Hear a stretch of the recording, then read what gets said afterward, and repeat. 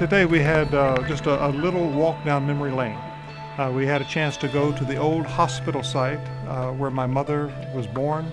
That now has been torn down, but yet the people, of course, still remember. We were able to go to the old church and to see the new church that's being built across the street. It's just exciting to see what God is doing and has continued to do all these years here in Huai'an. Hello. I was here 21 years ago, and the changes that have taken place in the city and in the church are just amazing.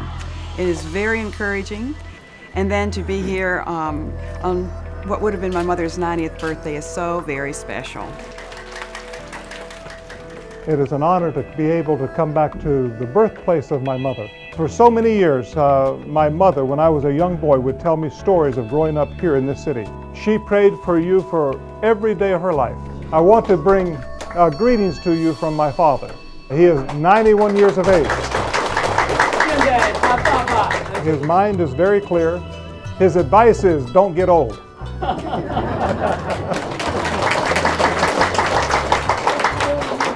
When my grandfather came to China almost 100 years ago, he was a young man with lots of dreams. But his number one dream was one day that in China there would be a strong church, and that dream has come true. Even though it's a brief visit, my sister and I wanted to come, and I wanted to bring my daughter Sissie, because I want our family to be connected to this city, to this church, for the next generation. Thank you. Today's been a special day for me.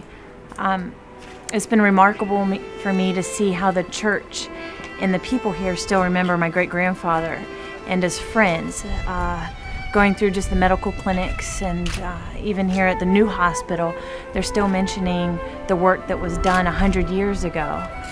And so it's just a great reminder that what we're doing is to glorify the Lord and His kingdom, and how His work is still being done in this city today.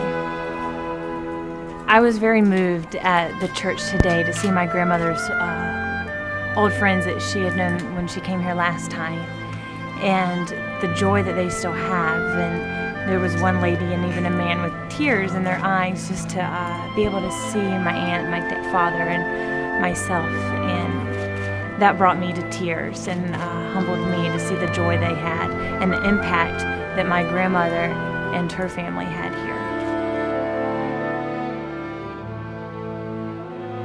My grandfather came in 1916. My mother was born in 1920.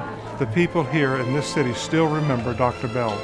And the church in this city has grown, and now there are a number of mega churches.